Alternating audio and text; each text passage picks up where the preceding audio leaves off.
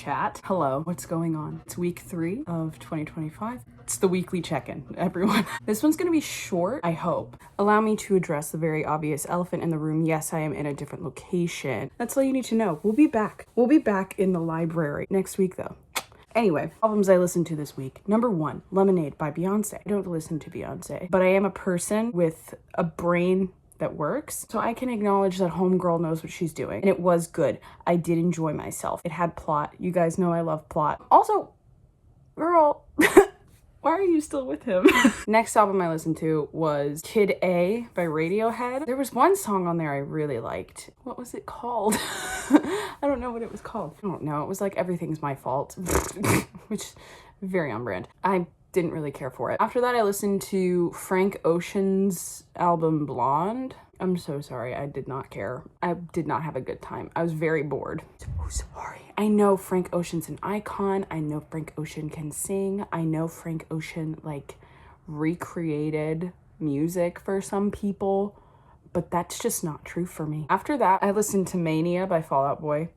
Bad. I didn't like it. I was kind of just rolling my eyes the entire time I was listening to it. There was one song I liked, and again, I can't remember what it was called. This was not a good week for the media that I consumed. Let's just say that. I listened to an album by Celine Dion, Let's Talk About Love. All of her songs are about basically the same thing, but she can sing, so who really cares? If you're gonna make an album and the musicianship is bad and the lyrics are shit, the least you can do is be able to sing. And I'm not even saying that the musicianship or the lyricism of Celine Dion was bad. It's not. The album was good. The album was, but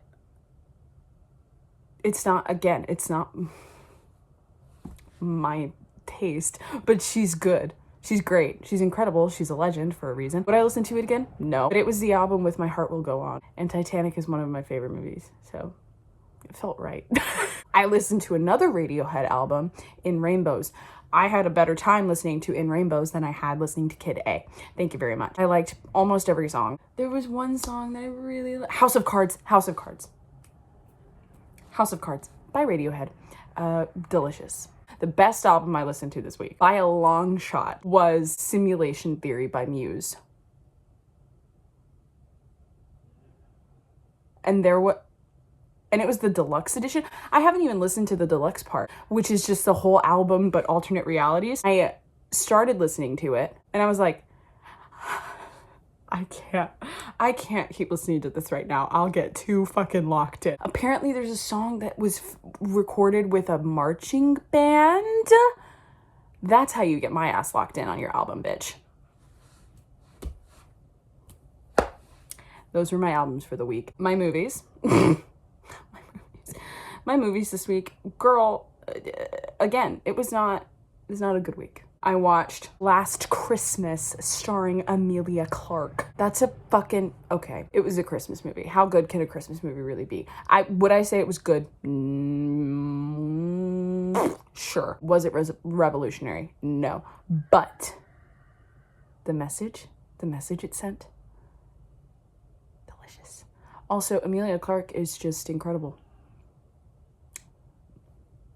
I don't know what else. Take a shot every time I say incredible. I noticed that. Don't think I didn't notice that, my one viewer. Hey, Riley. Movie number 2, Our Little Secret, which is another Christmas movie. This movie was bad. This movie was shit. Lindsay Lohan and this guy dated, broke up. Then guy starts dating a girl. Lindsay Lohan starts dating a guy, and the two people they're dating are siblings. So they both end up at the same family Christmas. And spoiler alert, they just get back together. It wasn't good. Then I watched Love Again. It was cute. That movie, it pulled on these heartstrings. And that movie was the reason I listened to Celine Dion the next day. Girl's fiance dies tragically. Sam Heughan gets a work phone. He starts receiving texts on the work phone, and he finds out that it's her texting her dead boyfriend's number. They end up falling in love. And Celine Dion is in it. I watched If Beale Street Could Talk.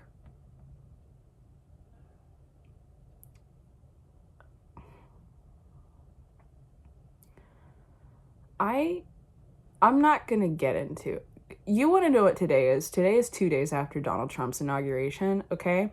I'm not gonna get into why If Beale Street Could Talk sent me into a sobbing fit.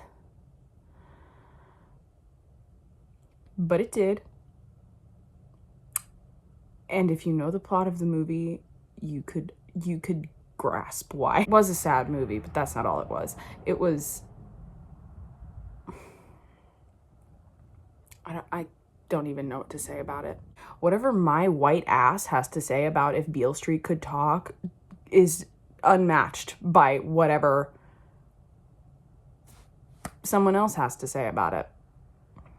There you go. I've lost track of the movies I fucking watched. What else did I watch? Oh, I watched Pretty Woman for the first time. It was cute. I'd never seen Pretty Woman before. At first I was like, ooh, this is a little risque. I did like the ending though. I don't know why it took me so long. Julia Roberts? That's Pookie Bear. I'm obsessed with calling things Pookie Bear right now. So movie number 1 was a movie on Hulu called Femme. We need to bring back cinema. That movie knew what the fuck it was doing. Drag queen pops down to shops. They get attacked by this fucking asshole. A few months later, the same drag queen goes to a bathhouse and sees the person who beat the shit out of them. The person that beat the shit out of them is like, oi, you wanna come around my place? You know what I'm saying? Like, it's fuck. And she does. The drag queen is like, I'm gonna lead him on and I'm gonna get revenge. But then she kind of ends up falling for him, which I was like, eee. He ends up going to her drag show on her birthday where she talks about what she intends to do to him. And this guy's scary. He's like murder material. And they end up beating the shit out of each other and she just leaves him there. It was crazy. That was a crazy movie. The last movie I watched was Crazy Rich Asians. That was a cute movie. I would watch that again. Absolutely. Constance Wu? Can I have your number? And that's it. I didn't read any books this week. I had a 5.5-hour train ride and I anticipated reading Outlander on that train ride.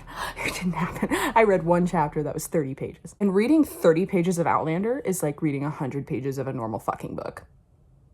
Just so you know. Thanks for this. This was the shortest one. You're welcome. Bye.